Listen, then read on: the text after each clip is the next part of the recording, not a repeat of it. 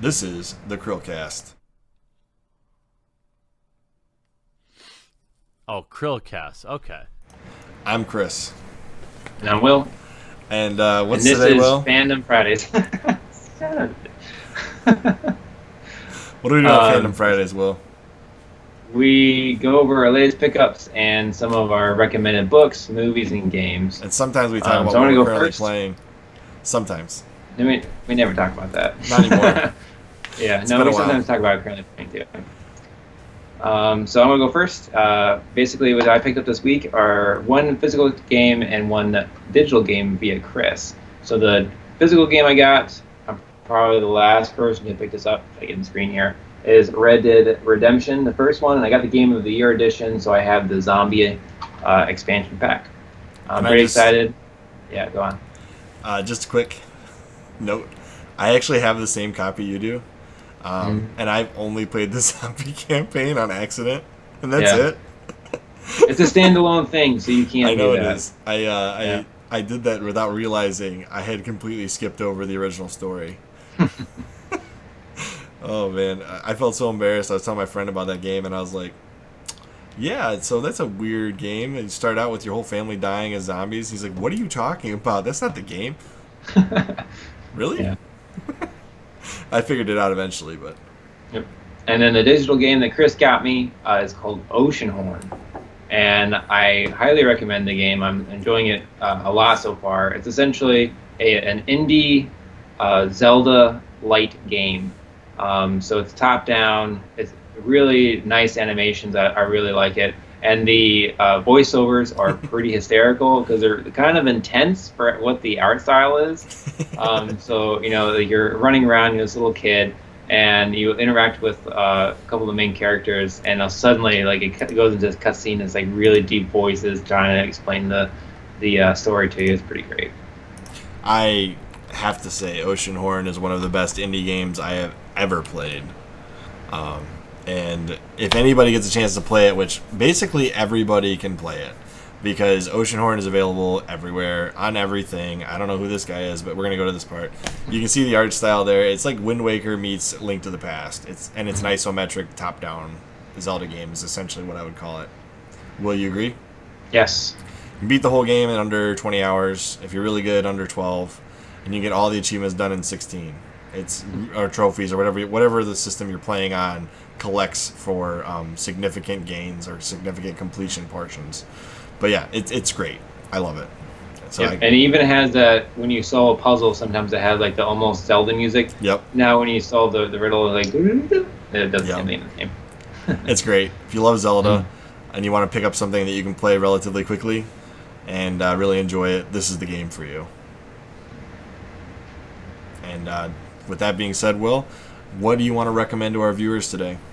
All right, so today I'm recommending both a book and the movie. So the book series is Annihilation. It's a really interesting sci-fi book. I can't really compare it to any other authors that I've read. It's very weird. None of the characters actually have names, so that it's like they're just known as the biologist, the psychologist, control, things like that. And it kind of dehumanizes them, and you're always from like one perspective. It's very interesting. It doesn't end the way that you want it to end. It's you can't really. I see that's like writing on your cup there. It's very interesting. I don't want to give anything away. The movie is also very good, but it's completely different. So it has very similar vibes as the book, but the ending is completely different. The characters act very differently. So if you've seen the movie, you can still read the book and not know what's going on. Okay, then. And vice versa. Well, what's the aspect of it that makes it so intriguing to you? So I like sci-fi mystery books, and it's very much a mystery. So you really don't know what's going on. I guess I can give you kind of the premise. So there's been this event, and there's an event horizon. In the book you can't see, in the movie you can. Where when you cross over, everything changes. So there's all these weird things that are happening. So there's a lot of mutated people, mutated animals, and you don't necessarily know what's happening. So everything they send into this event horizon, it's on Earth.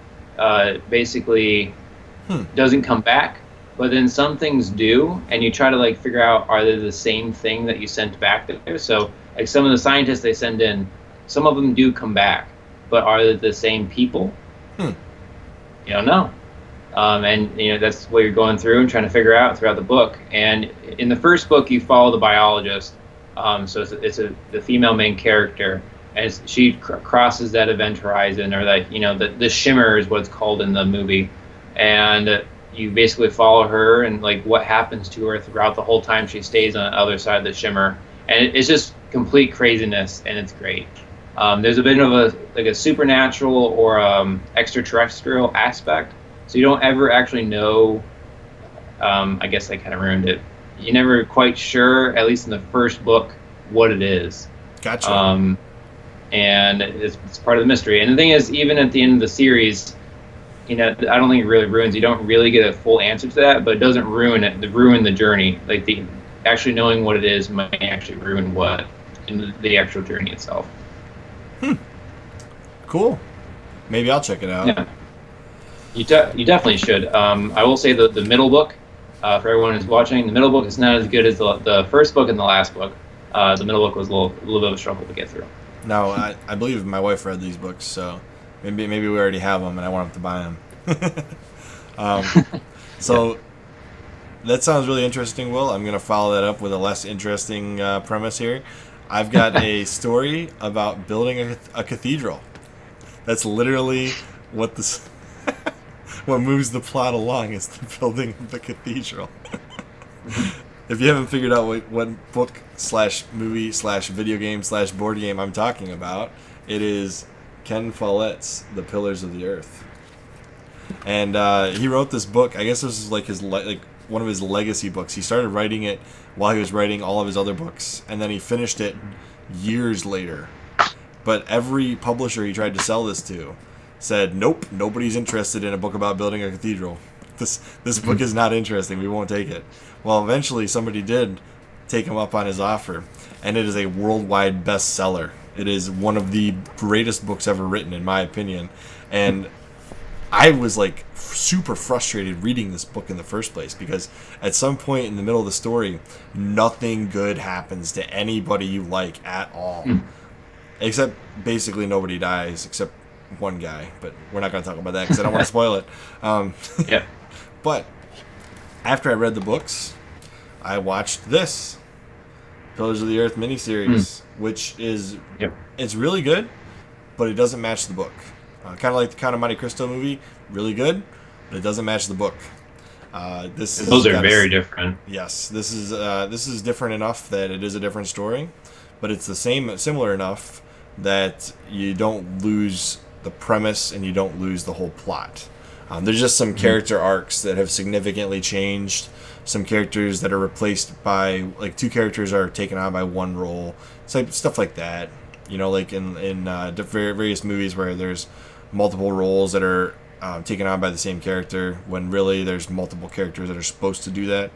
A good example of that would be in, what's that?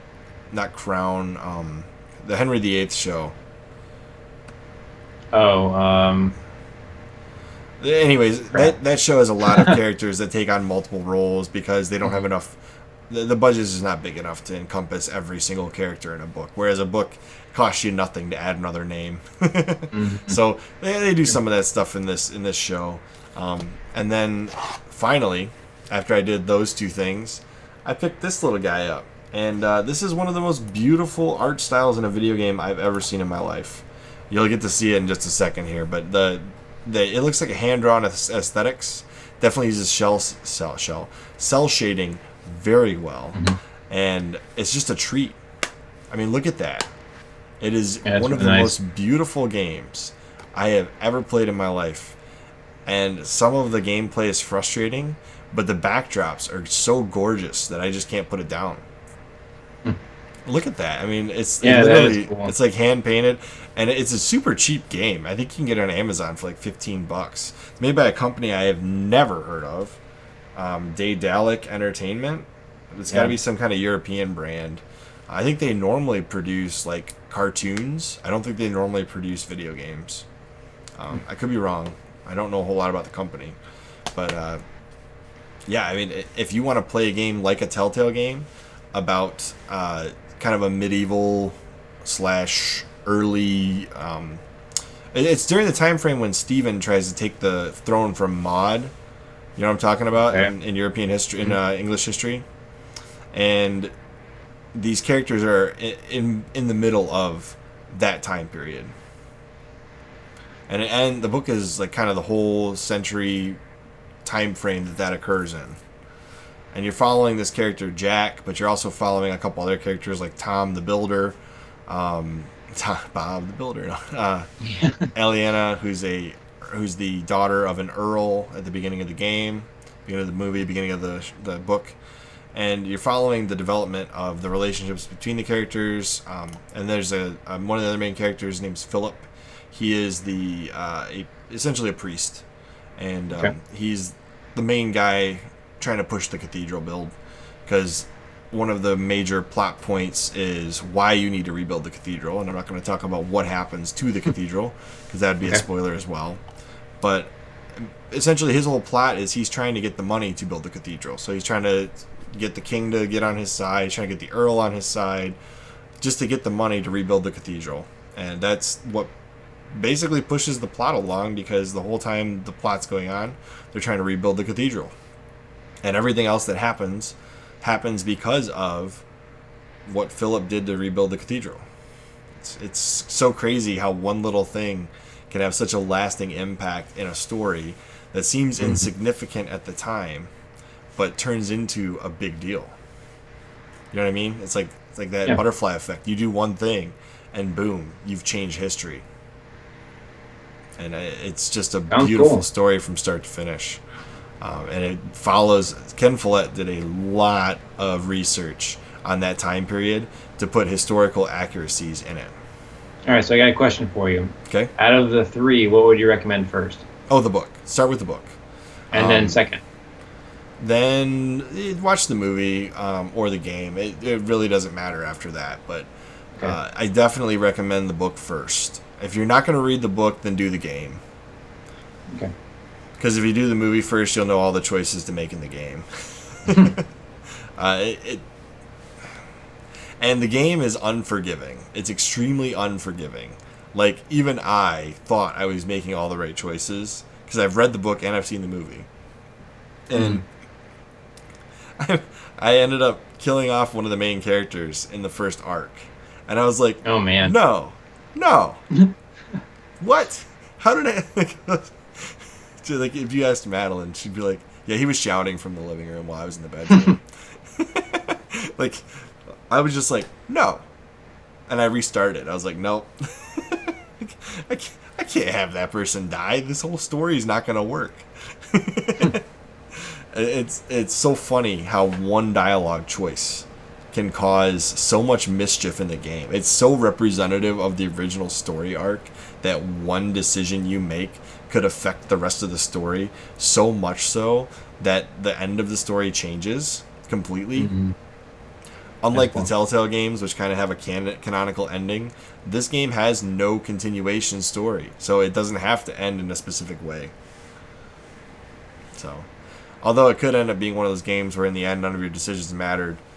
Mass Effect 3. Yeah. But anyway, I cannot recommend this series enough. The Pillars of the Earth, the book, the movie, the game. I haven't played the board game, but I've heard it's a lot of fun. It's like a Catan type of game. And that's that. I mean, you got anything you want to add or ask, Will? No, read my books first.